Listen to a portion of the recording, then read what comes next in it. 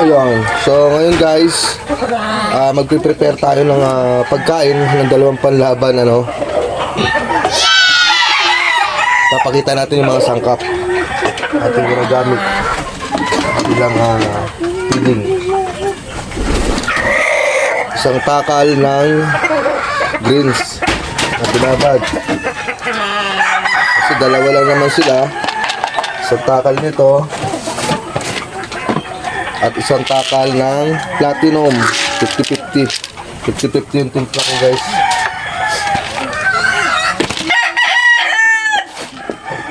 At ano-ano ba ang mga sangkap? Gumagamit tayo ng birch tree. Yes!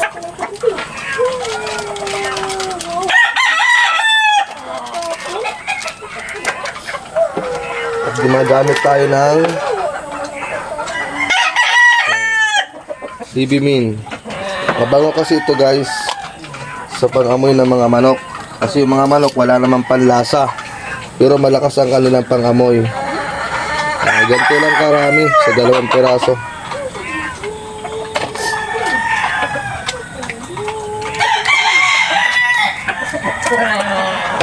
At dextrose powder.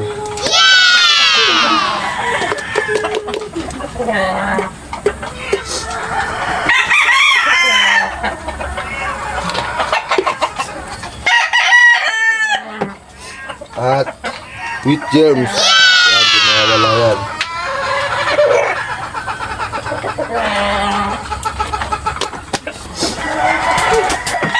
At meron din tayong apog. Yung ano to, yung mga shell lang ano to, kabibe. Yan, ang purpose nito para kasing trogrit yan guys eh. Tumutulong yan para pabilisin ang kanilang pagtunaw.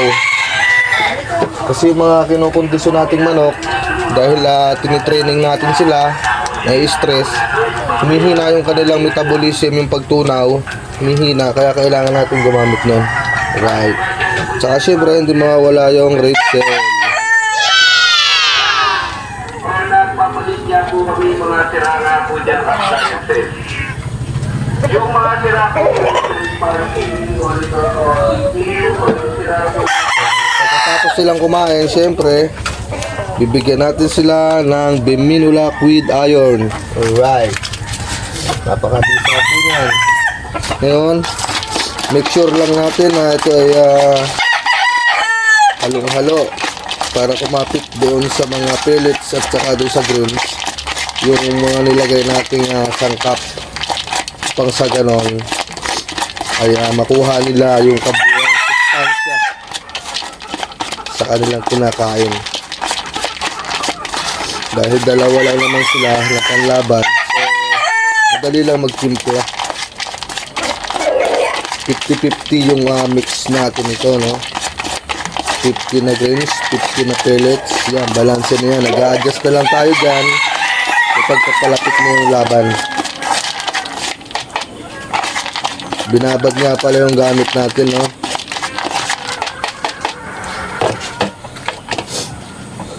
Right, ito ang ginagamit ko kasi maraming babae dito. Para safe, hindi sila masasaluhan, masabit.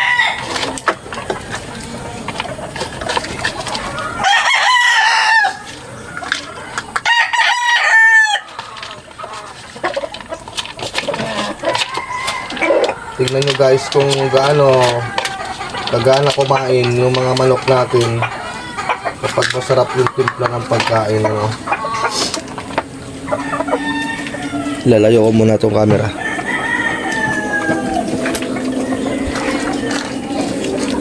Para makita nyo yung dalawa.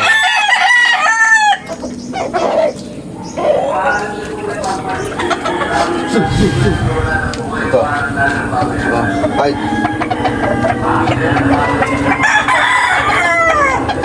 Hi. Ito nyo, gaano kumain yan. Hab-hab yan eh. Ayan o. Hab-hab kumain yan.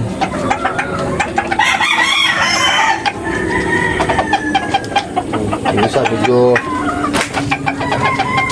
kabagal, nagtatawag ng babae.